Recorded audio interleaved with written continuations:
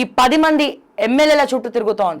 రాహుల్ గాంధీ ఏమో ఎమ్మెల్యేలతోటి రాజీనామా చేయించమని చెప్పి రేవంత్కి బలమైన ఇన్స్ట్రక్షన్స్ ఇవ్వడం జరిగిందట. కానీ రేవంత్ రెడ్డి గారు మాత్రం ఇష్టం లేదు. ఎందుకు ఇష్టం లేదు? ఇప్పుడు ఒకవేళ వీళ్ళు రాజీనామా చేయకపోతే ఎవరి పరువు పోతుంది?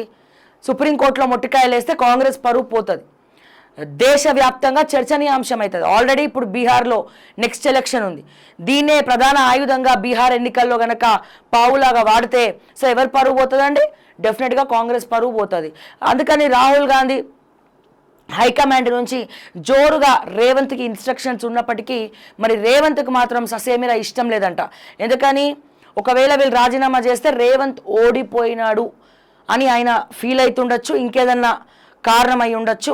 సో రాజీనామాలు అయితే చేయించనివ్వట్లేదు అని విశ్వసనీయ వర్గాల సమాచారం. అండ్ ఇప్పుడు వెళ్ళినటువంటి 10 మంది ఎమ్మెల్యేలు కూడా ఉట్టిగా పోలే, చాలా గట్టిగానే పోయినరు. గట్టిగా పోవడం అంటే ఏంటి? వీళ్ళకి సంబంధించినటువంటి ఆస్తులలో షేర్లు ఇవ్వడమో లేకపోతే కొన్ని కోట్ల రూపాయలు ఫండ్గా కాంగ్రెస్ పార్టీకి ఇవ్వడమో లాంటివి చేసి మరి కండువాలు కప్పుకున్నారు. ఎందుకు కప్పుకున్నారు? వీళ్ళు చేసేటువంటి అక్రమ ఆస్తులలో గవర్నమెంట్ వేలు పెట్టకుండా ఉండడం కోసము.